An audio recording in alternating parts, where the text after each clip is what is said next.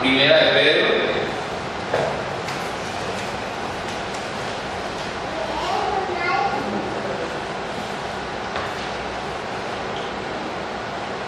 Capítulo 2, versículo del 1 al 10.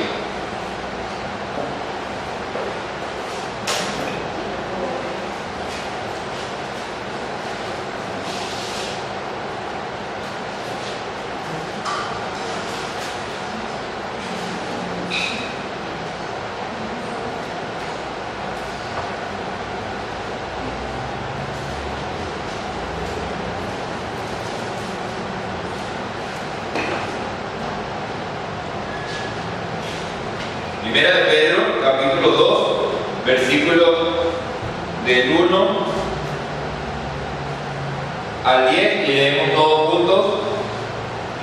Desechando pues toda malicia, todo engaño, hipocresía, envidia y todas las detracciones, desead como niños recién nacidos la leche espiritual no adulterada, para que por ella crezcáis para salvación, si es que habéis gustado la benignidad del Señor, acercándoos a Él, piedra viva, desechada ciertamente por los hombres, mas para Dios escogida y preciosa.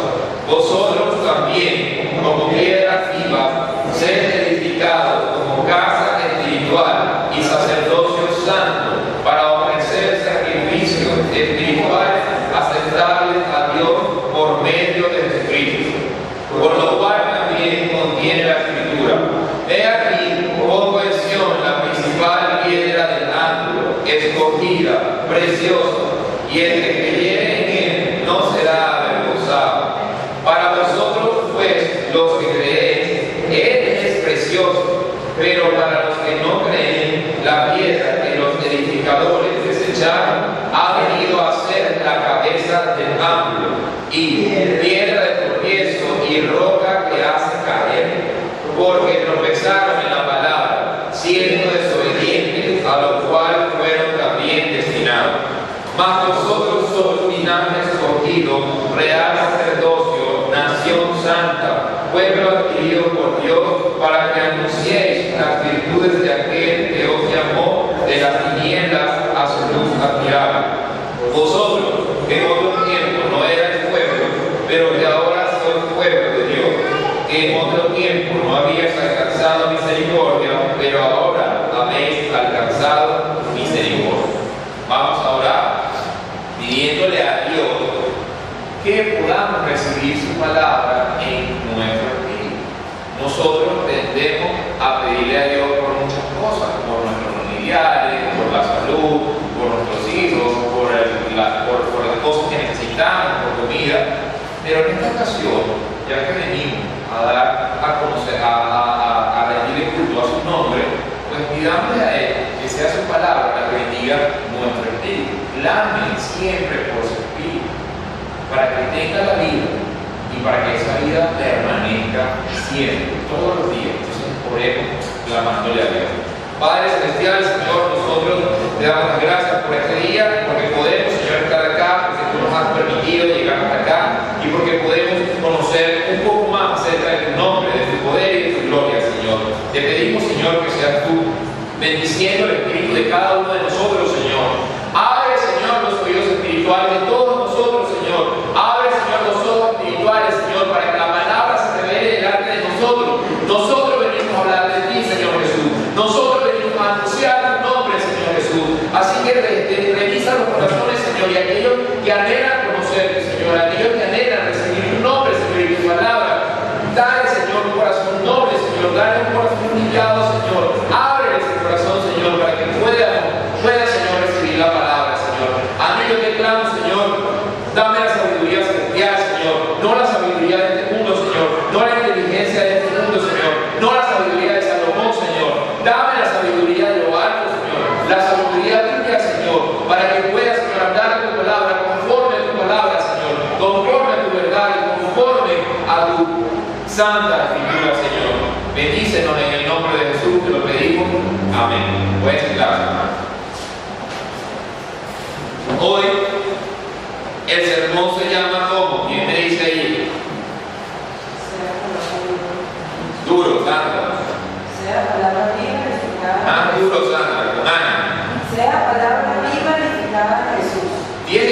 sea es un imperativo, es un sea palabra viva, edificada en Jesús. Esta congregación tiene un nombre para identificarnos, para que la gente llegue hasta acá. ¿Y cuál es ese nombre? Palabra viva. Nosotros cada primera semana del mes aprendemos un aspecto fundamental de la vida de fe. Por eso allá arriba en el boletín dice aspecto fundamental de la fe. Y cada primera semana del mes, de los 12 meses del año, usted va a ver este mismo título acá: aspecto fundamental de la vida de fe. O sea, algo que sin ella la vida de fe se va a variar y no va a ser estable. Entonces nosotros queremos aprender hoy algo fundamental para nuestra vida de fe, para el conocimiento de nuestro Señor. ¿Y qué queremos aprender hoy acerca de Dios? ¿Qué queremos aprender hoy acerca de Dios? Dios colocó el fundamento. Que Dios, eso es lo que vamos a aprender hoy, que fue Dios quien colocó el fundamento. Fue Él quien colocó el fundamento, o sea, la base para nuestra vida de fe, para que nosotros podamos tener una vida de fe verdadera, conforme a su propia palabra. Por eso dice allí, si usted está en esta congregación, comenzando el año con nosotros, este año 2016, y esta congregación se llama Palabra Viva, por la simple razón de que anunciamos la palabra que es viva, pues ahora sea palabra viva. Sin importar lo que fue el año pasado, sin importar cómo fue su año 2015, usted tiene la oportunidad de empezar, continuar y terminar un año, el 2016, siendo la palabra viva. Siendo usted palabra viva, fundamentada en Jesús. Vamos a entender un poco qué significa eso. Vamos a ver qué es la palabra viva de la que queremos hablar hoy. Vamos al libro de Isaías, capítulo 28.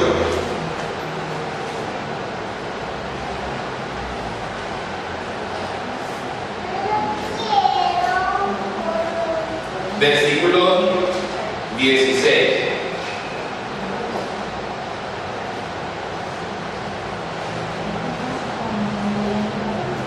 Isaías capítulo 28, versículo 16, y lo leemos juntos. Leamos. Por tanto, Jehová el Señor dice así: he aquí que yo he puesto en Sión por fundamento una piedra probada, angular, preciosa, de cimiento estable. El que creyere no se apresure.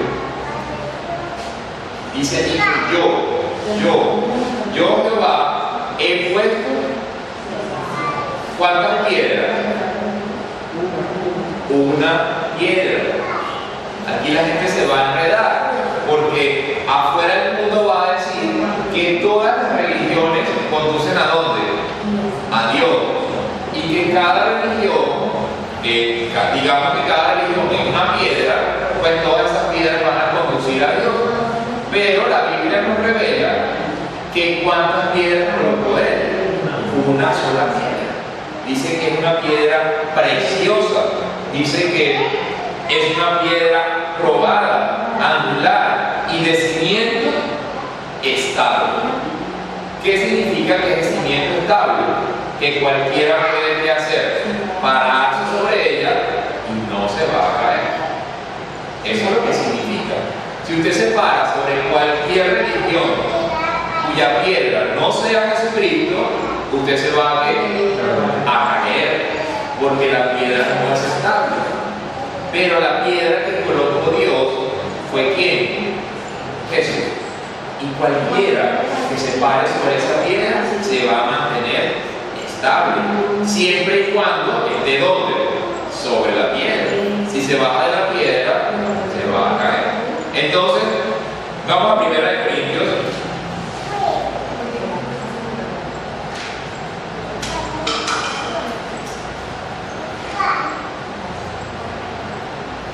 Capítulo capítulo 3, versículos 10 y 11.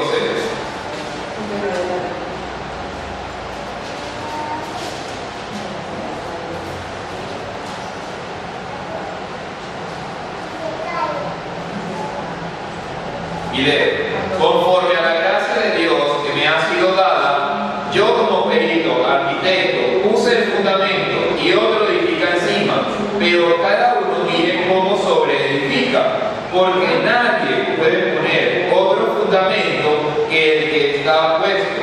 ¿El cuál es? ¿Cuál es el fundamento que está puesto? Allí está. Allí está lo que está diciendo Isaías. Nadie puede colocar un fundamento sobre el que ya está puesto, o sea, sobre Jesucristo. Entonces, cada uno de nosotros, sea esa construcción, o construya esa edificación sobre ese fundamento. Y el fundamento es Jesús. ¿Qué significa para nosotros los seres humanos, los que hemos creído en Jesús? ¿Qué significa fundamentarnos sobre Él? ¿Qué significa construir sobre el fundamento que es Jesús? Vamos a Colosenses, capítulo 2.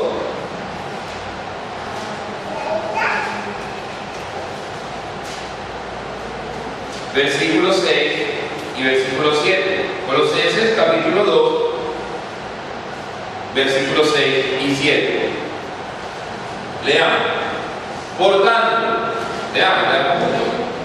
por tanto, ¿lo tiene? ¿Sí? Leamos, por tanto, de la manera que habéis recibido al Señor Jesucristo, andad en Él, arraigados y sobreedificados en Él, y confirmados en la fe, así como habéis sido estudiantes, abundando en acciones de gracia. Y es que usa una palabra que realmente, como para que no le quede duda a nadie: arraigados. ¿Qué significa estar arraigado? ¿De dónde viene la palabra arraigado? ¿De qué palabra? De la palabra raíz. Arraigado. O sea, cuando uno ve una mata que tiene la raíz hacia abajo, la raíz está tan arraigada a la tierra que incluso uno puede cortar la tierra, y la tierra, cuando uno saca la mata, la tierra se desmorona, se queda pegada a la raíz. Se queda pegada ahí a la raíz. Se queda ahí compacta, porque la raíz ha ido creciendo y se ha ido abrazando del terreno. De esa misma manera, nos está diciendo la Biblia que ahora nosotros nos arraiguemos ¿a quién? A Jesucristo. De la misma manera en la que una raíz se mete en la tierra y se va haciendo camino y se va agarrando de allí, ¿para qué se va agarrando de ella de allí? ¿Para qué la raíz se va agarrando y va creciendo? ¿Para qué? Para darle fortaleza para ella, ¿qué? Para que el árbol pueda crecer. Como el árbol va creciendo, va teniendo más peso, pero entonces la raíz, al crecer más, así como va creciendo el árbol hacia arriba, así va creciendo el árbol hacia abajo, de la misma manera. Entonces el árbol puede crecer. Entonces, si nosotros queremos ser una iglesia viva, si usted quiere ser una iglesia viva, indiscutiblemente tienen que crecer.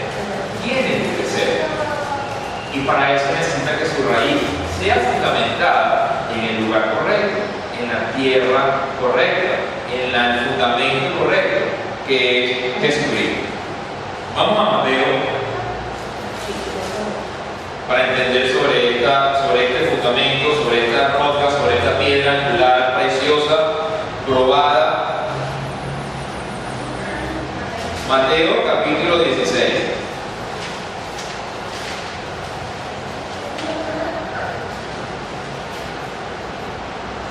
Y versículo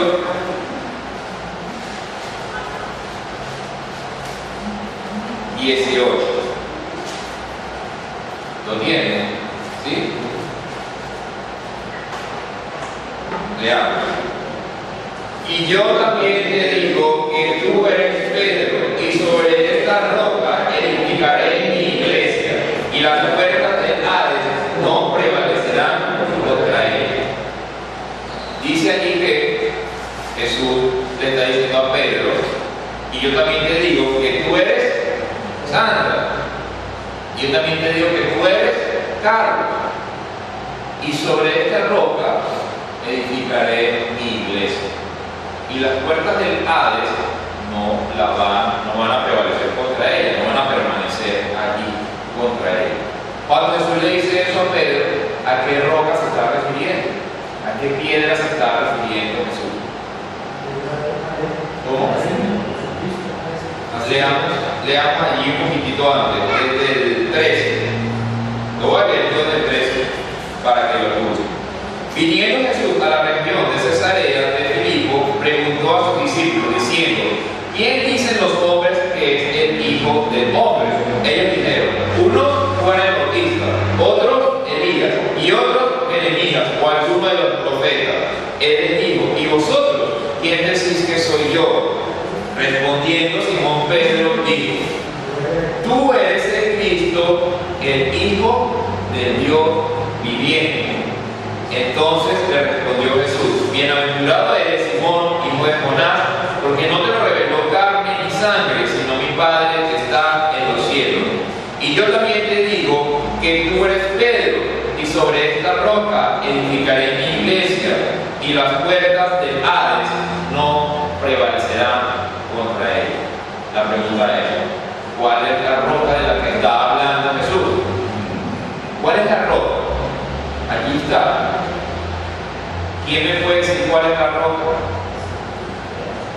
Pero allí está, allí dice, ¿cuál es la roca? ¿Cuál es la roca? Tú eres el Cristo, el Hijo del Dios viviente. Esa es la roca. Esa es la roca. Cuando Pedro le dice a Jesús, y cuando Jesús le dice a Pedro y a los discípulos: ¿y quién dicen ustedes que soy yo? Pedro salta: tú eres el Cristo, tú eres el Cristo, el Hijo del Dios viviente. Y Jesús le va a decir: y tú eres Pedro. Y sobre esa roca, o sea, sobre esa frase, tú eres el Cristo, el Hijo del Dios viviente, voy a edificar ¿qué cosa? Mi iglesia. Entonces, aquí es donde nosotros debemos arraigar y fundamentar. ¿En dónde? En tú eres el Cristo, el Hijo del Dios viviente. Entonces, ¿qué es la roca? Tú eres el Cristo, el Hijo del Dios viviente. Y créalo, su casa va a crecer, su vida de fe va a crecer y no va a prevalecer las puertas del Hades contra él. Así como cuando Jesús murió, dice que él salió de este lugar y atravesó ¿qué? Las puertas del Hades. ¿Y fue a dónde? Al reino de los cielos. ¿O usted cree que este lugar oscuro que nosotros conocemos como universo no tiene puertas? Pero para la iglesia no prevalecen esas puertas, sino que es fundamentado en la palabra de Jesús, ahora atraviesa y las puertas no lo sostienen acá. Por ejemplo, ¿será que Satanás o los ángeles de Satanás pueden ir al cielo de los cielos? No pueden, porque están encarcelados en este lugar, en este universo en el que nosotros nos encontramos. Pero para los que creen en Jesús no va a ser así, no va a ser así, sino que así como Jesús atravesó las puertas del Hades, ahora su iglesia también va a atravesar las puertas del Hades. Entonces, ese es el fundamento. El fundamento es la palabra de Jesús. Pero la palabra de Jesús en sí misma tiene su propio fundamento, y su fundamento es todo junto. Tú eres el Cristo, el Hijo del Dios viviente. Ahora, si yo creo que Él es el Cristo, el Hijo nada más y nada menos que de Dios, ahora, ¿será que yo le voy a creer todo lo que Él diga? Pues sí. Claro. Esa es la base. De ahí en adelante usted comience a construir su casa de Lego, ¿no? De ladrillo, de bloque. Comience a construir, creyendo en ese basamento. Vamos a mismo Mateo capítulo 7.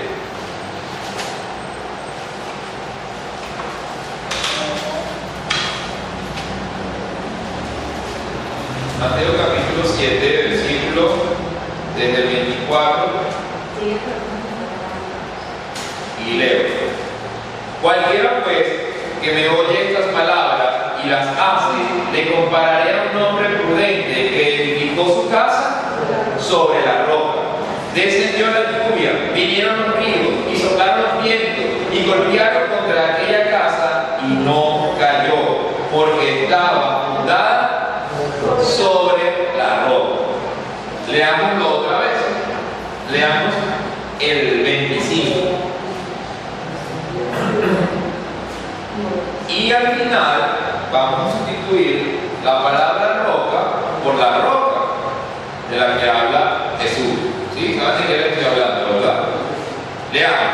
Descendió la lluvia y vinieron los ríos y soplaron los vientos y golpearon contra aquella casa y no cayó, porque estaba fundamentada sobre: tú eres el Cristo, el Hijo de Dios viviente.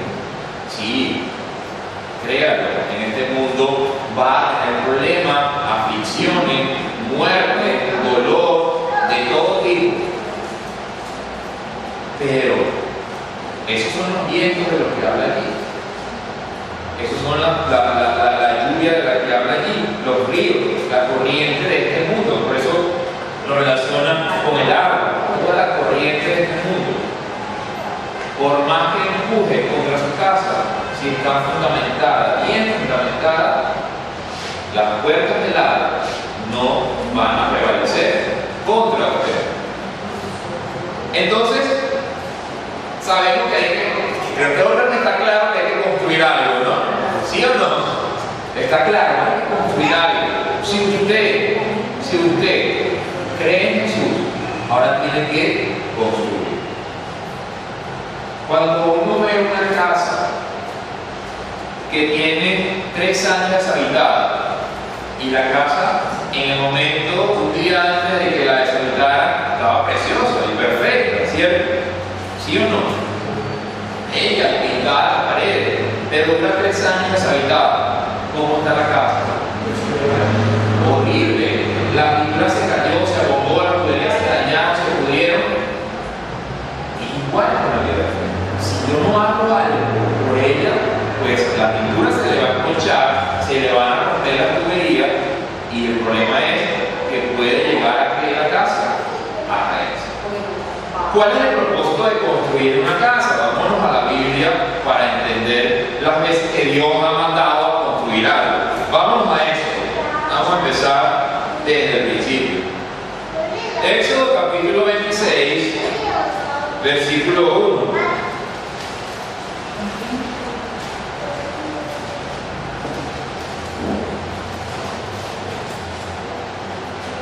¿Lo tienen? Leemos juntos. Harás el tabernáculo de 10 cortinas de lino torcido, azul, púrpura y carmesí, y lo harás con querubines de obra primorosa. No lo vamos a leer todo, ustedes lo pueden leer en su casa, pero ¿de qué está hablando allí? ¿Harás qué cosa? En el tabernáculo. ¿Quién mandó a construir esa casa? Dios. ¿Y a quién se la mandó a construir? ¿A quién? A Moisés. Esa es la casa que Dios mandó a construir a Moisés. Una casa hecha de cortinas, de madera, cubiertas con oro y una cantidad de especificaciones a un nivel de detalle impresionante.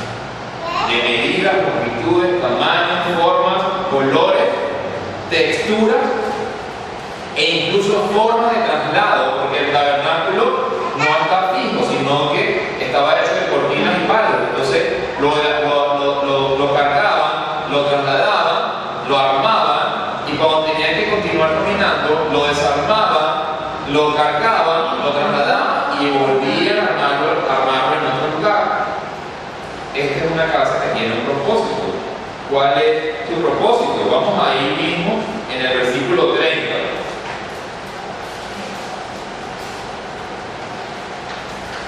Leamos. Y alzarás el tabernáculo conforme al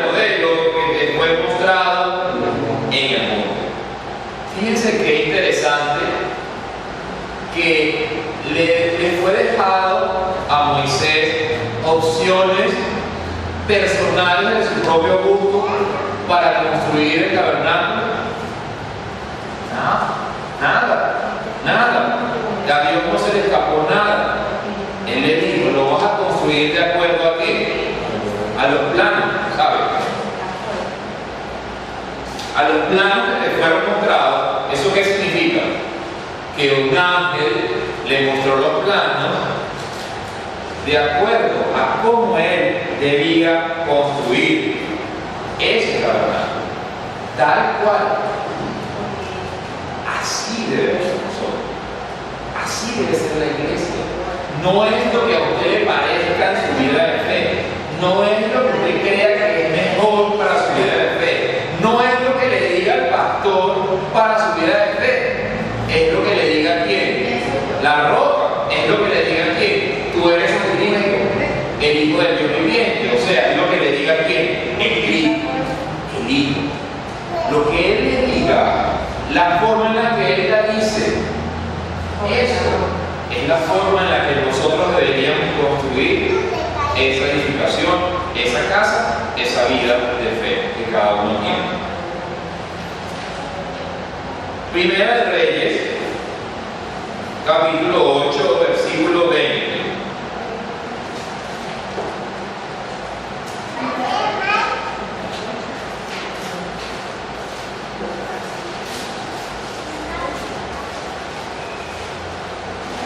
Primera de Reyes, capítulo 8, versículo 20.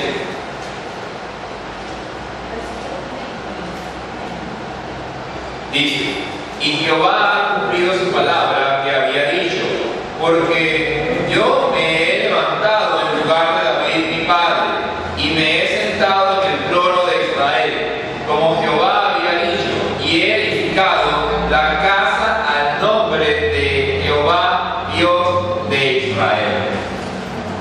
Aquí hay otra casa, ¿sí?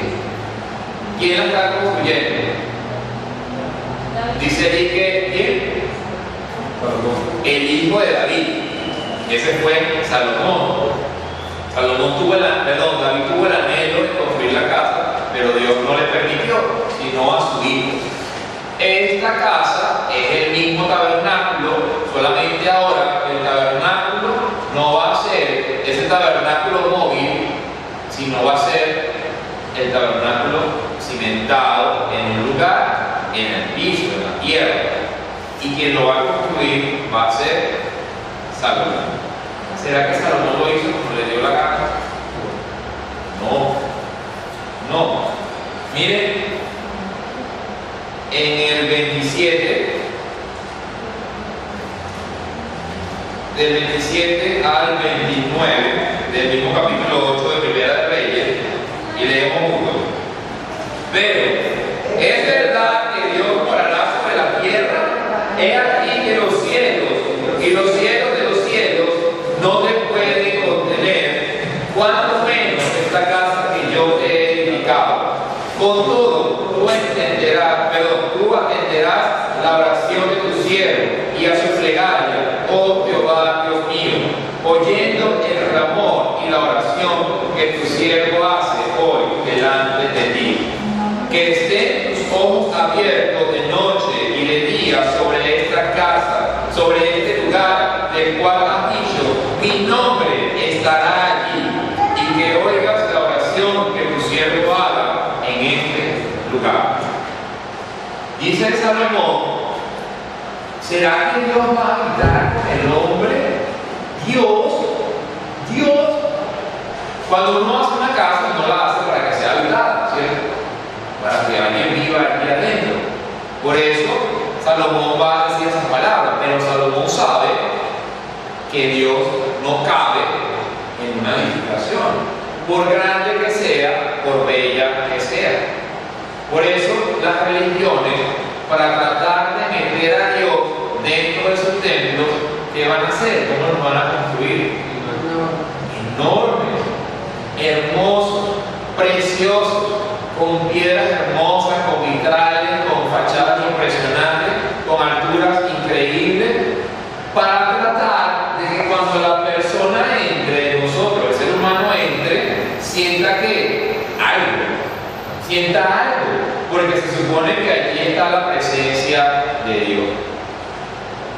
Entonces va a tratar de hacer algo, la persona va a sentir algo en el alma, claro, no solamente dentro de una edificación imponente, y uno va a sentir algo erróneamente.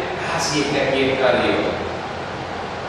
Salomón sabe que en el edificio, en la casa, en el templo que él construyó, no cabe Dios. ¿Por qué no cabe Dios? Dice allí que Dios cabrá en este universo. Dice allí que no cabe. Lo leemos otra vez en el 27. ¿Es verdad que Dios morará sobre la tierra? He aquí que los cielos y los cielos de los cielos no te pueden contener. Entonces Dios está en el cielo. Dios está en el cielo de los cielos. ¿Dónde está Dios? Salomón está diciendo que en los cielos no está. Cuando la Biblia dice la palabra los cielos, se refiere al universo, no a nuestro cielo azul. Cuando la Biblia se va a referir al cielo azul, va a decir el cielo, porque ¿cuántos cielos tenemos nosotros? Un solo cielo, ¿cierto? Nosotros tenemos un cielo azul, cada vez que salimos lo vemos. Pero nosotros como planeta nos encontramos dentro del universo, ¿cierto? Y el universo está lleno de ¿qué? De planetas, ¿cierto? Y cada planeta tiene un ¿qué? Si nosotros tenemos un cielo, cada planeta también tiene un cielo. Entienda que la palabra cielo lo que significa es arriba. Eso es lo que significa la palabra cielo. Por ejemplo, nuestro cielo inmediato, ¿cuál es? El techo. Nosotros podemos decir que nuestro cielo inmediato es el techo, porque es lo más arriba que está sobre nosotros. El cielo azul, la Biblia lo llama el cielo. Todos los planetas tienen un cielo. Entonces, cuando la Biblia se refiere al universo, ¿cómo lo llama? Los cielos. Pero los cielos, o sea, el universo también tiene un cielo. O sea, el universo tiene un lugar más alto que él. ¿Cómo se llama ese lugar? El cielo de los cielos. O sea, el lugar arriba de los lugares de arriba. ¿Se entiende? La Biblia dice que ni siquiera ese lugar que nosotros conocemos con el nombre del reino de los cielos, del reino celestial, del lugar donde está Jesús ahorita, ni siquiera ese lugar puede contener a Dios. Entonces, ¿dónde está Dios? Si ni siquiera Dios está en el cielo de los cielos, ¿dónde está Dios? Es al revés. Dios está conteniendo ¿a quién? Al cielo de los cielos. Porque Dios es todavía más alto, mucho más alto que el cielo de los cielos. ¿Cómo lo sabemos? Porque ¿quién creó a quién? ¿Dios creó el cielo de los cielos o el cielo de los cielos creó a Dios? Dios creó al cielo de los cielos. Entonces, la pregunta es, ¿dónde lo creó?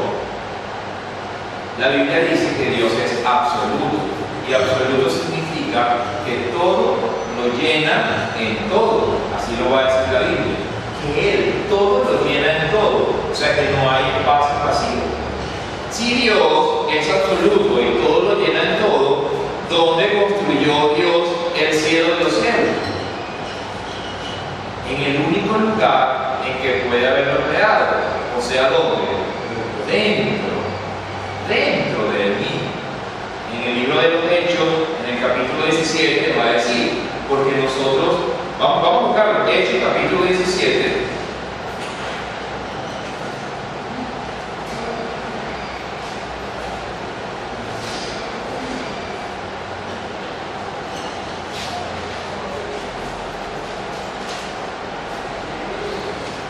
Versículo 17.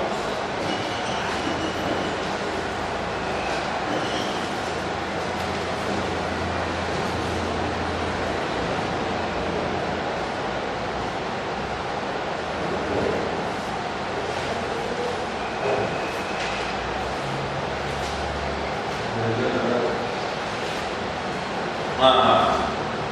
El 28. El 28. 28. Me pasó, vamos a leer un poquito antes para leerlo con texto. Desde el 24, para entender quién creó a quién.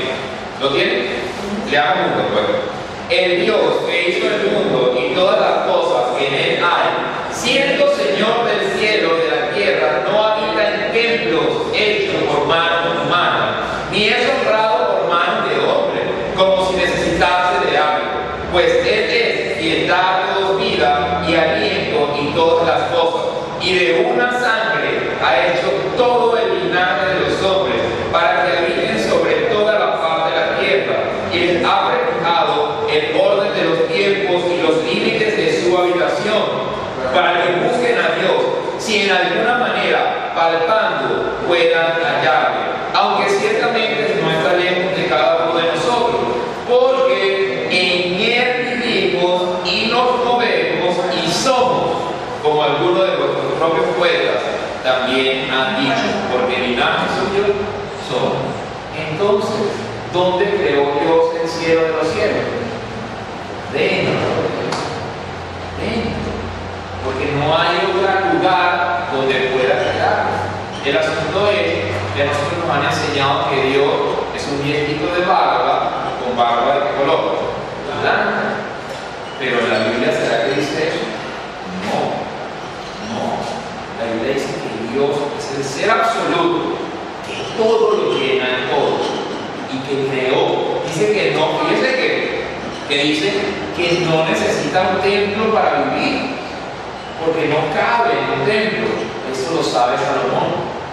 La pregunta es, entonces, ¿para qué Dios está mandándole a Salomón y a Moisés que hagan un templo?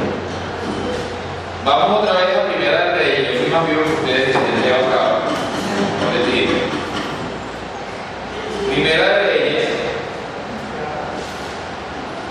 ¿Para qué Dios le mandó a construir un templo si Él sabe que no cabe en un templo? Primera de Reyes, capítulo del mismo, 9. Estábamos en el 8 y ahora vamos al 9.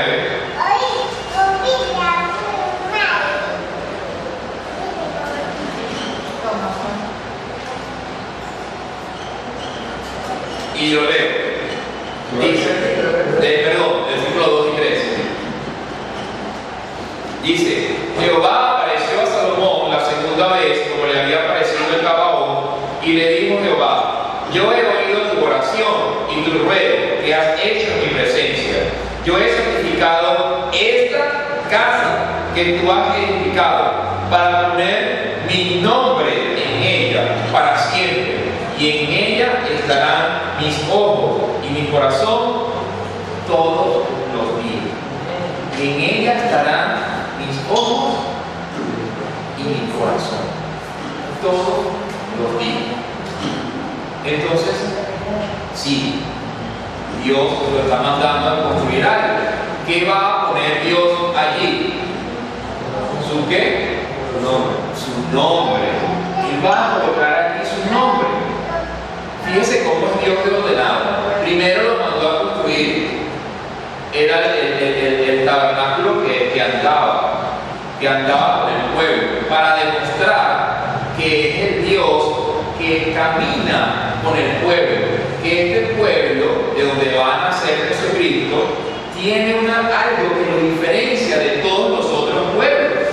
Los otros pueblos, ¿será que tenían dioses, sí o no? Sí, tenían dioses, pero lo que va a diferenciar al pueblo de Israel de los otros pueblos es que el Dios del pueblo de Israel, ¿qué hace con ellos? Camina con ellos. A donde va el pueblo de Israel, va su Dios con ellos y tiene su templo. Luego Salomón va a construir el templo físico ya estable, para que Dios coloque su nombre. ¿Cuál nombre va a colocar aquí Dios? El nombre de Jehová, que es el nombre con el que se va a revelar Dios al pueblo de Israel en todo el Nuevo Testamento. Pero un tercer templo que va a venir después.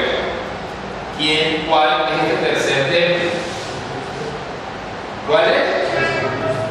Vamos a Juan capítulo 2. Juan capítulo 2.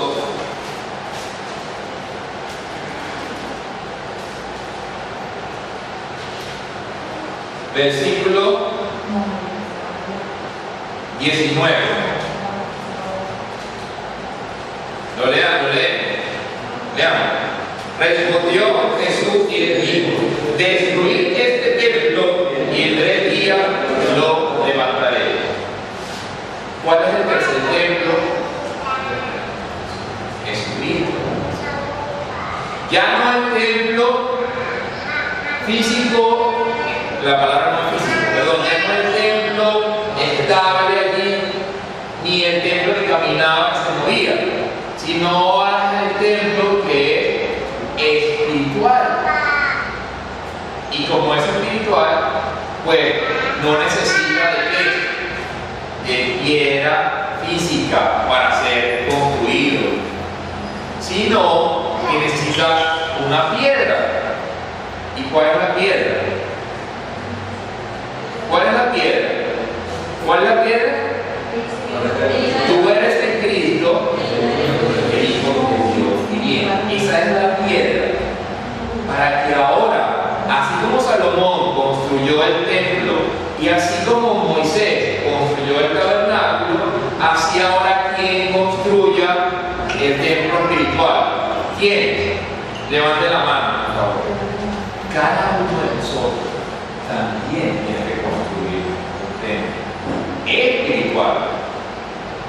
Aproveche que está comenzando el año para que arranque con un buen pie y encendiendo bien los motores, entendiendo que en el primer culto, en mi congregación, hablaron de la roca fundamental que es la vida de fe, para yo poder construir durante todo el 2016 y el resto de mi vida, construir ¿qué cosa?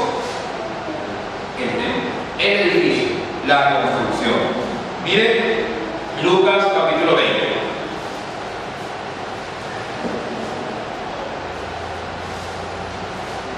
Lucas capítulo 20, versículos 17 y 18.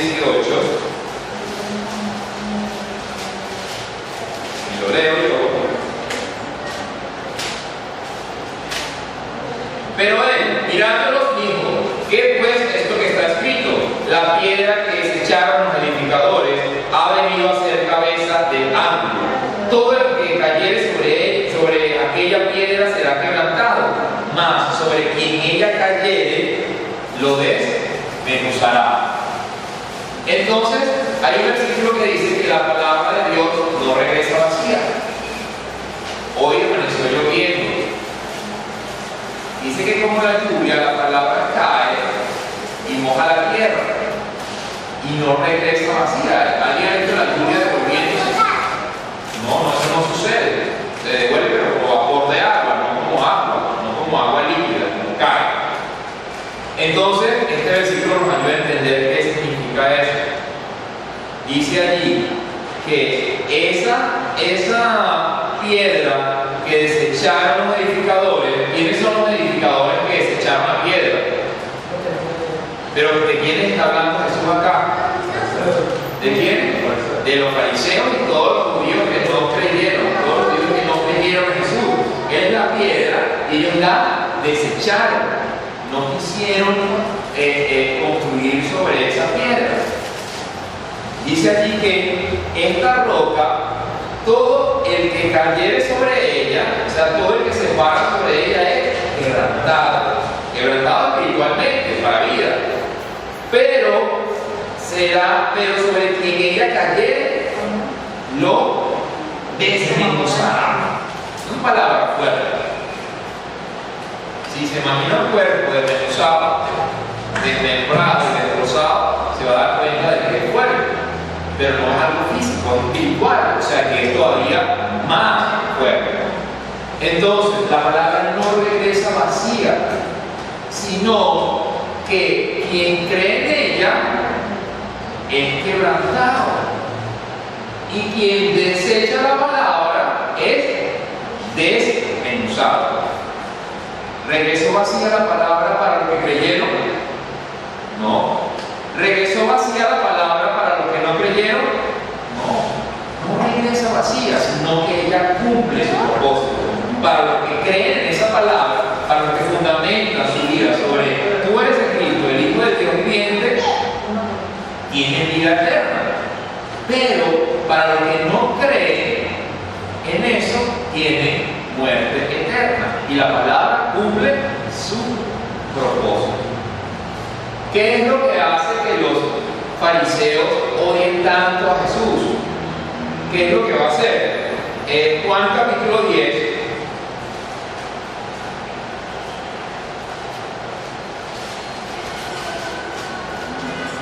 Juan capítulo 10, versículo 33. Dice: le respondieron los judíos diciendo: por buena obra no te apedreamos, sino por la blasfemia, porque tú, siendo hombre, te haces Dios.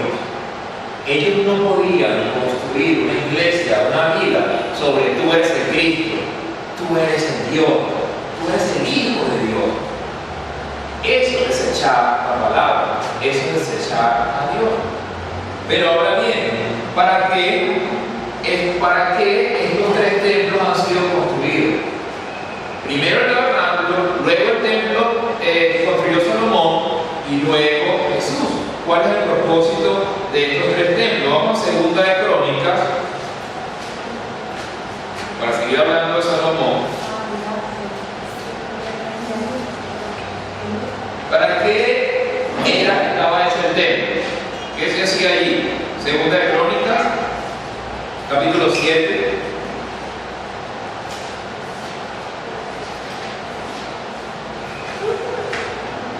¿Para qué estaba el templo construido?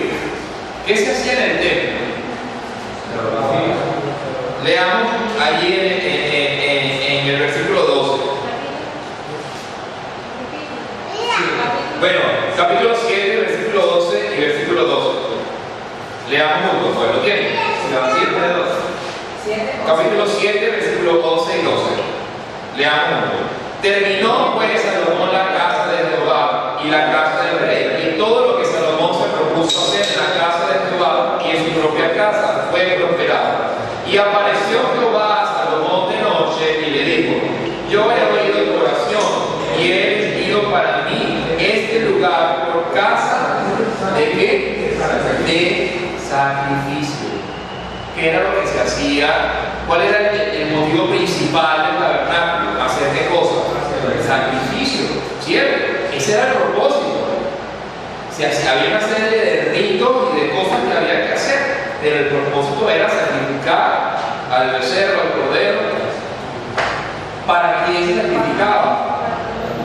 Para Dios. ¿Qué significaba que se sacrificaba? Ellos podían comérselo, pero en lugar de comérselo, tenían que tomar un corderito perfecto o un becerro perfecto que estuviese en las mejores condiciones, en la edad perfecta, y decir: no, te lo vamos a dar a ti, te lo vamos a sacrificar a ti. Igualmente, en el templo de Salomón se va a hacer ¿qué? Sacrificio. Igualmente. ¿Para quién? Para Dios. Ahora en el tercer templo, ¿qué se va a hacer? Hebreos capítulo 9, y me encanta la versión que tiene Tatiana, y la puedes leer, Tatiana, voz bien alta. Hebreos capítulo 9,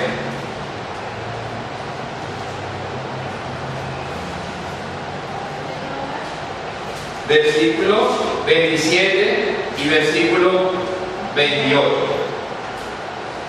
Entonces, tal como está establecido para los hombres que mueren una sola vez, y después de su muerte el juicio, de la misma manera también el Cristo, habiendo sido ofrecido una sola vez, presentó en su persona el sacrificio por los pecados de muchos, se pero aparecerá por segunda vez sin relación con el pecado, para salvación de los que lo obedecen. Entonces, en el primer templo, ¿qué se hacía? Sacrificio para Dios. En el segundo templo, en el de Salomón, ¿qué se hacía? Sacrificio para Dios. Y el tercer templo, ¿qué va a hacer? ¿Qué palabra dice aquí? Él mismo se va a hacer en su persona sacrificio para quién? Para Dios. Él mismo. Él es el templo. Ahora bien, ahora nosotros, ¿quién aquí dice yo soy templo de Dios? ¿Quién lo dice? Yo lo digo. Primera de Corintios.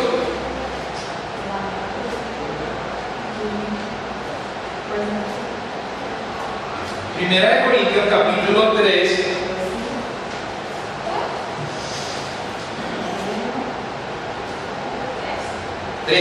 Primera de Corintios capítulo 3, versículo 16 y versículo 17. ¿Lo tienen? Leemos juntos. ¿No sabéis que sois templo de Dios y que el Espíritu de Dios mora en vosotros? Si alguno destruyere el templo de Dios, Dios le destruirá a él. Porque el templo de Dios, el cual de vosotros, santo es. ¿No sabéis que sois templo de Dios? Dice aquí que si alguno destruye el templo, Dios le destruirá a él. Muchas veces escuchamos con respecto a este versículo que no comas muchas hallacas porque vas a destruir ¿qué? El templo. O no fumes, no bebas porque vas a destruir el templo. O haz ejercicio porque tu templo te está ensanchando mucho. Pero ¿será que está hablando de eso? ¿Será que está hablando de este templo, de estas manos, de estos pies? ¿Qué sería destruir el templo? Pero ¿qué sería destruir el templo? Según lo que hemos aprendido hoy. Fíjense que el versículo está amarrado. Dice que el que destruye el templo, Dios le destruirá a él. ¿Se acuerdan que la piedra, el que no cree que hace la piedra, lo va a desmenuzar, lo va a destruir? Y sabemos que ¿cuál es la piedra? Fuerza Cristo, el Hijo del Dios viviente. Entonces, ¿qué significa destruir el templo? Dejar de creer en tu eres Cristo, el Hijo del Dios viviente, desechar la piedra o colocar un fundamento diferente al que es. Empezar a colocar cosas que Jesús no ha dicho sobre su palabra. Entonces destruir el templo es, no seas sinvergüenza, no se coman 3 hallacas, cómase una. Cuide su cuerpo, porque si cuida su cuerpo, usted va a tener mayor vida para poder hablar con las personas de Cristo. Pero de esto no está hablando la palabra en este pasaje, sino de lo que hemos estado conversando, de que nosotros somos templo, ese templo igual que ha venido siendo construido por mandamiento de Dios, solamente que ahora nosotros somos ese templo por medio de quién? De Jesús. Eso es lo que va a hacer la diferencia. Mírenlo en Hebreos capítulo 12.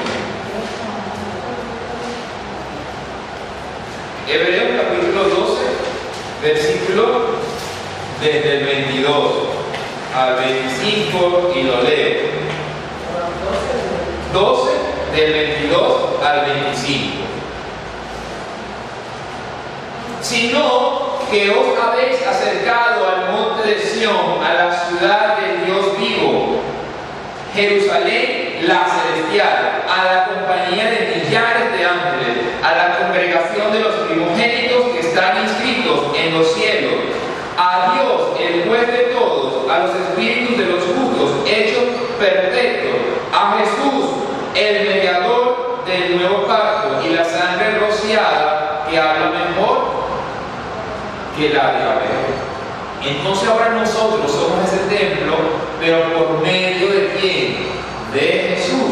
¿Qué significa por medio de Jesús? Que es por medio de la sangre que Él derramó y que ahora con esa sangre, así como igual en el tabernáculo de Moisés, en el tabernáculo de Salomón, se mataba el becerro o el cordero y con su sangre se salpicaba todas las cosas, incluyendo el templo, incluyendo a las personas y al pueblo y a los sacerdotes, así ahora nosotros hemos sido rociados con qué sangre, con la sangre misma que derramó Jesús, con la sangre que nosotros hoy representamos por medio de la copa.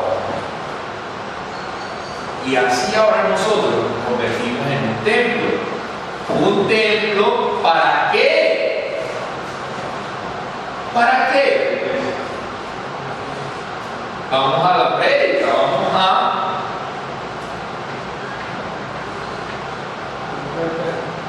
Primera de Pedro,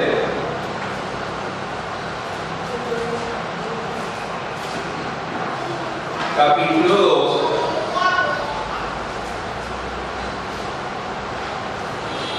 versículo 5. Ya yo lo he leído, ahora lo van a leer ustedes. Primera de Pedro, capítulo 2, versículo 5. Lo leen ustedes, yo voy a contar hasta 3, y ustedes lo leen seguido.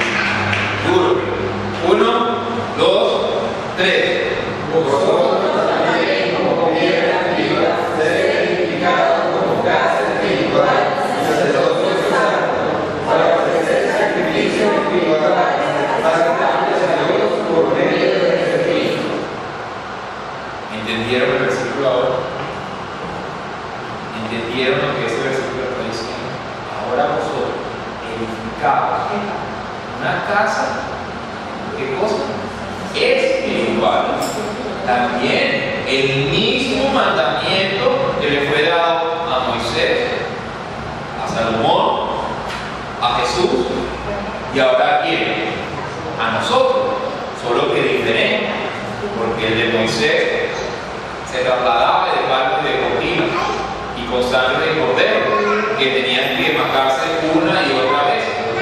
Igualmente el de Salomón, pero después del sacrificio de Jesús, ahora nosotros no necesitamos más sacrificio, pero sí necesitamos sacrificar ¿qué cosa? Nuestra propia vida, si es que le hemos conocido, así dice el pasaje que leímos, si es que habéis buscado la benignidad del Señor. Si es verdad que sois templo, ahora ustedes deberían hacer en ese templo, ofrecer sacrificios espirituales. ¿Qué son sacrificios espirituales? ¿Qué son sacrificios espirituales? ¿Qué es hacer sacrificios espirituales? ¿Qué sería sacrificar espiritualmente? ¿Cómo? No escucho. El ayuno. Pues toda la vida completa, toda su vida. Ahora yo no tenía propósito. Entienda que nosotros no teníamos propósito en nuestra vida antes de llegar a Jesús, antes de conocer a Jesús. No teníamos. Nosotros vivíamos por nuestro propio propósito. Yo quería, por ejemplo, tener tiendas en toda Venezuela. Y ese era mi propósito de vida. El asunto es que ese propósito de vida no alcanza para la vida eterna, sino que aquí se acaba. Y cuando la persona, si yo me hubiera muerto, pues no me iban a enterrar con ninguna tienda, ni siquiera con una sola prenda de las que yo metiese en esa tienda. Nada. Pero cuando conocemos a Jesús, ahora nuestra vida que toma un propósito, y el propósito es Él. Ahora yo sacrifico que, hablando claro, mi vida pasa a otro plano para ayudar a conocer a quién, a Él, al verdadero templo, o sea, a Jesús. Mira, leamos en Efesios capítulo 2,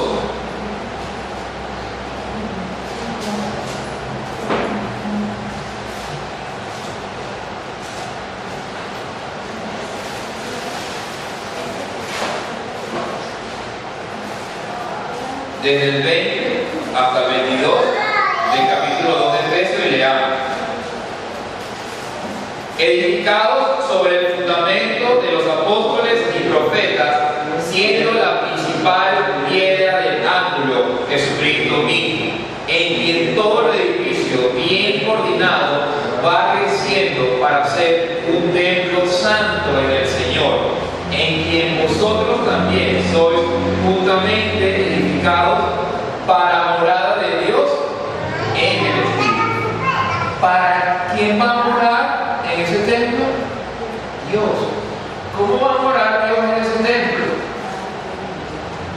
¿Cómo? Él dice allí, para morada de Dios en el Espíritu. O sea, el mismo Espíritu Santo de Dios, ahora morando en dónde?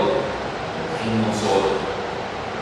Él le dijo a Salomón, yo voy a poner mis ojos y mi corazón en este templo, cuyo nombre voy a colocar en él, y cuyo nombre es Jehová, ¿cierto?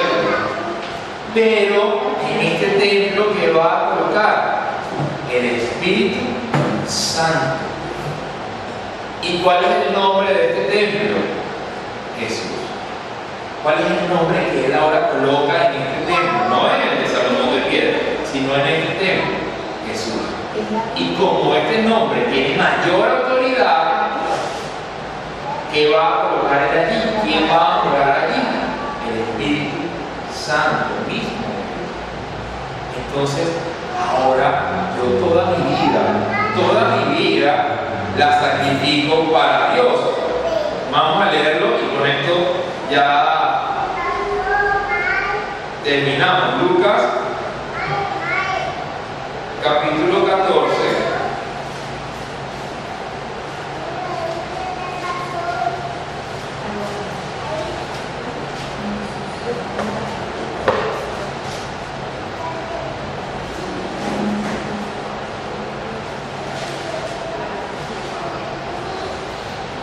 Versículo desde 25, y yo lo voy a leer. Dice: grandes multitudes iban con él, y volviéndose les dijo: si alguno viene